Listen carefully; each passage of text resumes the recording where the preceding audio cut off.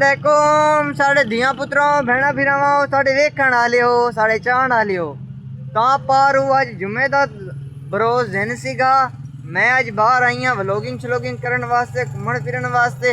मैं क्या चलो एक सोहना जिहा व्लॉग भी बनाइए। ए लुक चेक करो कितनी सोहनी लुक आ।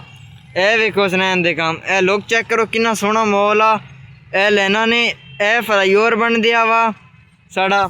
ते भाईओ भैणों भरावो मेरा नाम है उदैन। तुसी मेरा यूट्यूब चैनल देखण दोगे उदैन जानी। ते जेड़े हजे तक साढ़े यूट्यूब चैनल ते नवे ने उन्होंने रिक्वेस्ट है साढ़े यूट्यूब चैनल उदैन जानी नूं जल्दी जल्दी सबसक्राइब मारो ते असी अपनी जल्दी जल्दी अज दी मज़ेदार वीडियो स्टार्ट करिए। ठीक है ते जी पहले सूरज का व्यू देखो। हाँ माशाल्लाह बड़ा बेहतरीन माहौल आ। असर तो बाद का टाइम आ जुम्मे का दिन आ। ठीक है मखलूक घूमन फिरन दी लाइना दे उत्ते ए वेखो जी ए वेखो यानी कि मखलूक आन जान दिया। देखो भाई किदा रश है जिदा जड़ा ना पटरियां ते कोई चीज़ छड़दी हुंदी आ यानी कि तां पारू। ते ए देखो जी दरख्त उगे ने बहुत ही बेहतरीन लोका नाल ही एक बर्फ का कारखाना भी है वा दुध ते बर्फ का। वेखो जी सामने निज़ाम शिजाम बनया हुआ वा। ते जी मैं तुहानू जिदा कि पहले दसिया सी कि मैं अपना फनी ट्रेंड व्लॉग वाला शुरू करना वा ते वो ट्रेंड मैं फिर शुरू किया हुआ वा। ते जी कल भी मैं एक व्लॉग सुटिया सीगा यानी कि फनी औरतों की आवाज़ वाला तां पारू। ते उम्मीद करती होवांगी कि तुहानू वो व्लॉग पसंद आया होगा। तो मेरे व्लॉग दे विच कमेंट सैक्शन में चंगे चंगे कमेंट करिया करो। कमेंट तुसी नहीं करते तां पारू पता नहीं की गल। अज सवेरे जुम्मे का दिन सीगा मैं उठी हाँ तकरीबन 10-11 बजे। तो उठते नाल ही जेड़ा ना मैं व्लॉगिंग वगैरह दा सोचा सीगा कि भाई व्लॉगिंग भी अज लाजमी करनी है। व्लॉगिंग स्किप किसी दिन भी नहीं करना। तो जी हुण अज व्लॉगिंग ते आई हुई हाँ। तो सामने देखो जी सारा रोड वगैरह चलन दिया वा। तो इत्थे खेतों वाला माहौल बहुत ही ज़बरदस्त माहौल होने दिया वा। तो ज़बरदस्त लोग का देखो पता नहीं कणक आ के बल्कि कणक आ।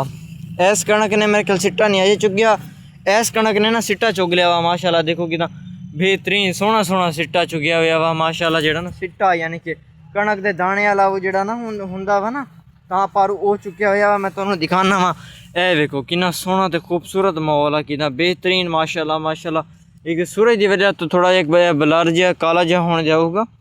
ए वेखो कितना बेहतरीन माशाल्लाह। साढ़े वाले पासे ते कणक ने सिट्टा भी चुक्या हुआ। तुसी लाजमी कमेंट करके दस्सिओ तुहाडे वाले पासे कणक ने सिट्टा चुक्या हुआ हैगा वा या नहीं। तो सवेरे नाल उठिया वा मैं उठी हाँ मैं 10-11 बजे। तो उठते नाल ही फिर व्लॉगिंग वगैरह का मूड बनाया।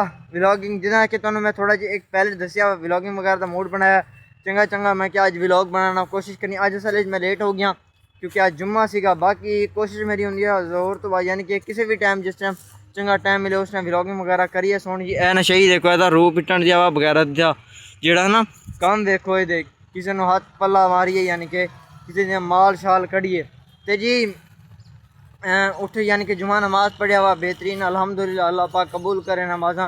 तुसी भी नमाज पढ़िया करो कोशिश किया करया करो। तो जी मैंने फुल सपोर्ट करनी उम्मीद करती होंगी कि तुहानू आज मेरा शॉर्ट या व्लॉग पसंद आया होगा पसंद आया होवे या पसंद ना आया होवे मेरे यूट्यूब चैनल उदैन जानी सबसक्राइब करना ना भूलियो। तो माशाल्लाह कमेंट लिखियो कि कणक का सिट्टा देखो कितना के खूबसूरत आ सिट्टा। तो माशाल्लाह कणक ने सिट्टा वगैरह यानी कि दानिया दी समझो तैयारी आ। अल्लाह पाक खैर करे। तो जी खैर दा रमज़ान शरीफ भी आन दिया वा इंशाल्लाह। फिर मिलते हैं फिर नैक्सट व्लॉग नवी कोई जड़ा ट्रेंड लैके।